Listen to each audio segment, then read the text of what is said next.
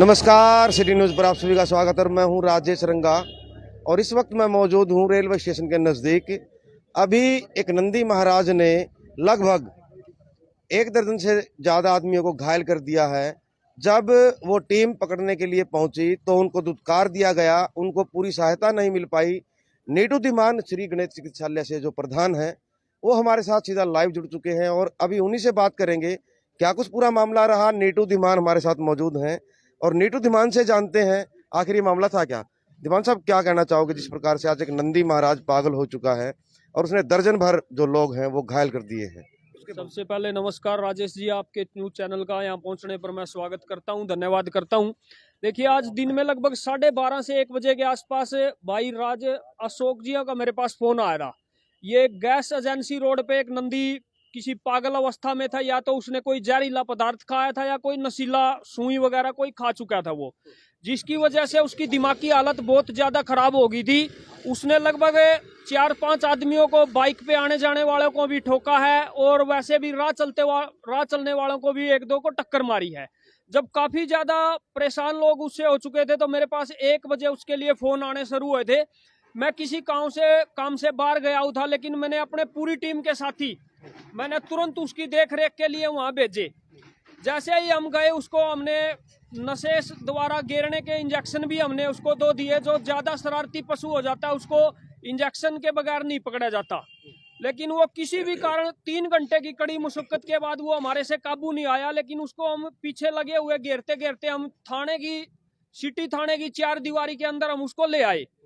जब साथियों ने कड़ी मेहनत करके उसको पकड़ना चाहा और बिल्कुल वो काबू भी आने वाला था, लेकिन वहां थाने के कुछ पुलिस अधिकारी थे जिन्होंने हमारे बच्चों को धुतकारा, उनके साथ गाली गलौज करी और उनको थाने के गेट से बाहर निकाल दिया, जिसकी वजह से वो अभी भी मतलब उसी हालात में शहर में घूम रहा है। और थाने से निकलने के बाद भी उसने 2 लोगों को एक्सीडेंट करके चोटिल किया है, जो यहाँ बिल्कुल गोयल मेडिकल के यहाँ से दवाई लेकर भी गए हैं। हमने उन व्यक्तियों से भी पूछना चाहा, लेकिन वो दवाई लेकर के घर जा चुके हैं। उसके बाद मेरे पास 3 लोगों के और फोन आते हैं। भाई, एक काले रंग का जो नंदी है वो पागल अवस्था में घूम रहा है और बार बार कभी पशुओं को टक्कर मार रहा है, कभी इंसानों को टक्कर मार रहा है। तो लेकिन मैंने जब अपनी टीम के बच्चों से फोन करके एकत्रित करना चाहा तो सभी बच्चों ने एक ही जवाब दिया, जी थाने में हम उसको पकड़ने वाले थे, लेकिन वहां पे किसी पुलिस अधिकारी के द्वारा हमारे को बेइज्जती करके थाने से निकाला गया है और हमारे को पकड़ने नहीं दिया। मैं इस चीज का बड़ा विरोध करता हूं। देखिए, कोई भी साथी जो गौ सेवा करता है, मैं सरकारों से बताना चाहता हूं, कोई किसी तनख्वाह पे काम नहीं कर रहे, अपने स्वार्थ के लिए काम नहीं कर रहे, सिर्फ हम एक सेवा कर रहे हैं। कोई भी पशु बेसहारा सड़कों पर घूम रहा है, पागल अवस्था में घूम रहा है, हम अपनी जान जोखिम में डाल के उसकी सेवा के लिए दिन और रात तैयार रहते हैं। अगर प्रशासन के अधिकारी हमारे को ऐसे सहयोग करने की बजाय ऐसे दुदकारेंगे तो मैं ऐसी सेवा ना तो खुद करूंगा ना अपने बच्चों को करने दूंगा जी, क्योंकि हम घर से चोट खाने के लिए नहीं आते, हम इन पशुओं की सेवा के लिए आते हैं। अगर सेवा से ही हमारे को रोका जाएगा तो मैं ऐसी सेवा बिल्कुल नहीं करूंगा। अभी भी वो पागल अवस्था में घूम रहा है। अभी 2 साथी मेरे उधर से आ रहे थे, उन्होंने बताया जी अभी भी 2 बाइकों पे टक्कर मार के वो गया हुआ है कहीं ना कहीं। नशे से वो बिल्कुल अभी तक नहीं गिरा है। मैं उसके इंतजार में था, भाई कैसे भी इसको इंजेक्शन तो लग चुके हैं, लेकिन गिरेगा तो हम इसको उठा करके गौशाला भी लेके जाएंगे। कोई मेरे को ना कोई सपीदों की जनता का सहयोग है, ना कोई प्रशासन का सहयोग है। आज सपीदों की धरती पर गाय और गोवंश की इतनी ज्यादा दुर्गति हो चुकी है, रात को 2-2 बजे भी मेरे पास सिटी थाने से फोन आते हैं, SHO साहब के फोन आते हैं। मैं अपने घर से रात को 10-10 बजे उठ के बच्चों को बुलाता हूँ, रस्से वगैरह लेकर के उसको नाले से निकालने का काम भी करता हूँ, लेकिन ये काम सरकारों के कानों पे बिल्कुल जो नहीं रेंग रही जी। आज सपीदों में गाय और गोवंश की बहुत ज्यादा दुर्गति है। अगर गौ सेवा दल सपीदो 10 दिन भी अपने घर ये काम छोड़कर बैठता है तो सड़कों पर गायों के शरीर में कीड़े चलने का काम मैं आपको सपीदों की धरती पे दिखाऊंगा जी। सेवा आयोग के चेयरमैन है श्रवण गर्ग जी, वो कहते हैं कि भाई इस प्रकार की कोई भी घटना नहीं है जी। देखिए, को लेकर के क्या कहेंगे आप? ऐसा है जी, देखियो मैं तो ये काम बिल्कुल बखूबी संभाले हुआ हूँ। हो सकता है मैं स्वार्थ में कह रहा हूँ, लेकिन आप सपीदों की जनता से ही पूछ लीजिए, सपीदों की जनता से यह पूछ लीजिए कि सपीदों की धरती पर गाय और गोवंश की कितनी दुर्गति है। सपीदों के स्थायी निवासी माननीय श्रवण गर्ग जी हैं, हम बड़ा मान और सम्मान करते हैं। हमें बड़ी खुशी हुई थी जिस टाइम वो आयोग के चेयरमैन बने थे, भाई कम से कम सफेदों की धरती पर तो गाय की दशा सुधरेगी। लेकिन बद से बदतर हालात सफेदों की धरती पर गौवंश के हो चुके हैं। सड़कों पर आए दिन एक्सीडेंट होते हैं, लोग चोटिल होते हैं, घायल होते हैं, ना कोई इनको नंदीशाला में रोकने वाला। हमारे पास 4 कनाल जो जमीन थी नगर पालिका की, उसने गौशाला के नाम पर अलॉट की हुई है, लेकिन उसमें से भी आधी से ज्यादा जमीन लोगों ने कब्जे कर लिए। जो हमने 4 दीवारी करके तार बांधे थे, उसके अंदर घुस के भी लोगों ने गोबर डालने का काम किया जी। पूरी जमीन पर अवैध कब्जे हो चुके हैं। हमारे पास 50 गोवंश रखने की भी जगह नहीं बची है। अभी आप क्या करेंगे जिस प्रकार से नंदी महाराज अभी भी लोगों को चोटी कर रहा है, अब आगे की रणनीति क्या जी है? देखिए, ना तो कोई नगर पालिका का सहयोग है, ना कोई पुलिस प्रशासन का सहयोग है। अगर हम अपने बलबूते पर जाते हैं तो हमारे को दुदकार करके थाने से बाहर निकाल दिया जाता है। कोई भी पशु है वो खुली जगह में काबू नहीं आता। जब तक उसको 4 दीवारी के अंदर कहीं ना कहीं घेरा नहीं जाएगा, जब तक वो रस्सों से नहीं बंधेगा। वो थाने की 4 दीवारी के पीछे जो खाली ग्राउंड है, वहां बच्चों ने घेर घार के उसको अंदर कर दिया था, लेकिन पुलिस वालों ने उसको पकड़ने नहीं दिया। सारे बच्चों को वहां से दबा दिया और बदले में ये बोले भाई ये कोई धर्मशाला नहीं है, यहाँ से चले जाओ तुम। उसके बाद बच्चों में इतना रोष है, इतना गुस्सा है, मैंने इनको फोन करके बुलाना चाहा तो ये तब भी आए नहीं जी। क्योंकि ये वहां बेइज्जती करवाने के लिए नहीं गए थे, वहां एक नंदी की सेवा के लिए गए थे। सफेदों की जनता को चोटिल होने से बचाने के लिए गए थे, और उसको किसी भी हालत में हम पकड़कर, चाहे उसको दवाई लगाएं, चाहे रस्सों से पकड़े, हम गौशाला में ले जाने के लिए गए थे। बिल्कुल। और यहाँ पर जो लोग इकट्ठा हुए हैं इसी बात को लेकर के, क्योंकि वो सुबह से ही काफी लोगों को चोटिल कर चुका है। जो लोग यहाँ पर पहुंचे हैं इसी बात को लेकर के चिंतित है, कहीं कोई और हादसा इस प्रकार का ना हो।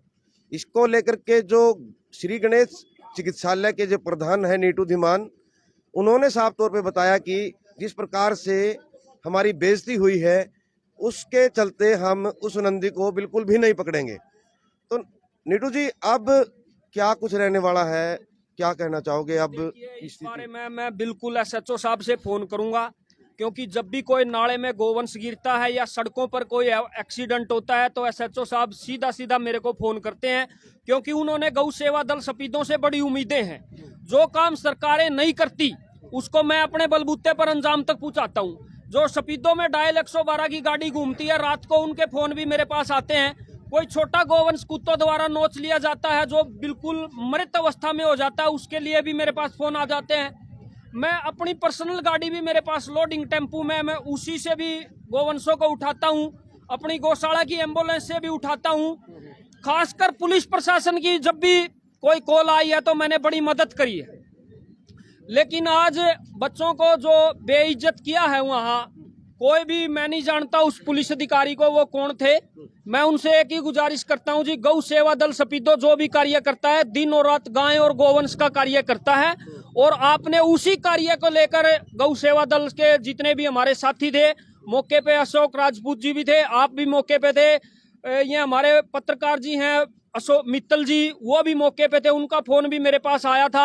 मैंने उनसे भी एक ही बात कही थी जी, बच्चे वहां बेइज्जती करके थाने से निकाले हैं, मैं उस खागड़ का अब कुछ नहीं कर सकता, चाहे वो कितने लोगों को टक्कर मारे, मेरे को कोई मतलब नहीं। क्योंकि जिस काम के लिए प्रशासन और सरकार मेरी टीम की मेरी मदद नहीं करेगी, मैं अपने बलबूते पे कब तक सक्षम होऊंगा जी उस कार्य को करने के लिए। आप जी। भी गए थे जिस वक्त वो पागल हालात में था, हाँ जी। आपने भी देखा, टीका हाँ भी जी। लगाने की कोशिश की, हाँ जी। क्या क्या कारण मानते हैं?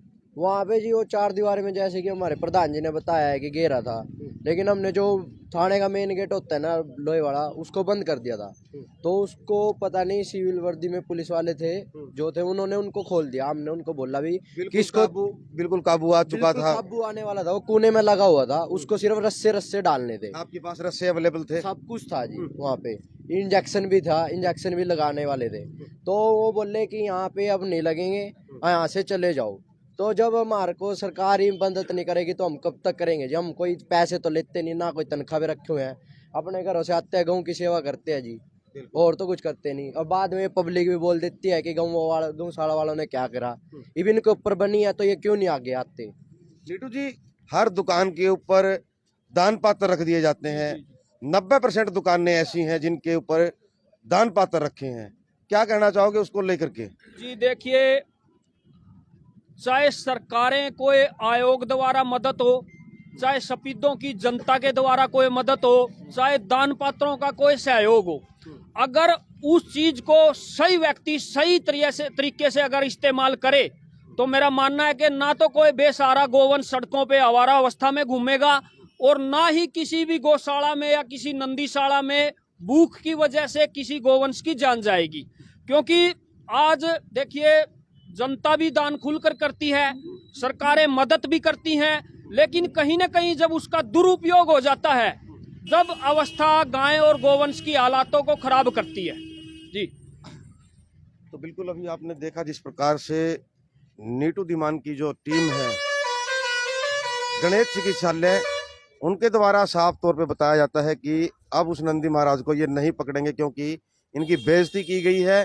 थाना के अंदर वो नंदी काबू आ चुका था, उसी दौरान उनको वहां से धुतकार करके निकाल दिया जाता। अब देखना होगा सरकार इसमें क्या कुछ करती है, सफेदों का जो प्रशासन है इसमें क्या कुछ कर पाता है। तो बने रहें सिटी न्यूज़ के साथ और एक अन्य खबर के साथ आपके सम्मुख फिर हाजिर होते हैं एक नई अपडेट लेकर के। तब तक नमस्कार, जय हिंद, जय भारत।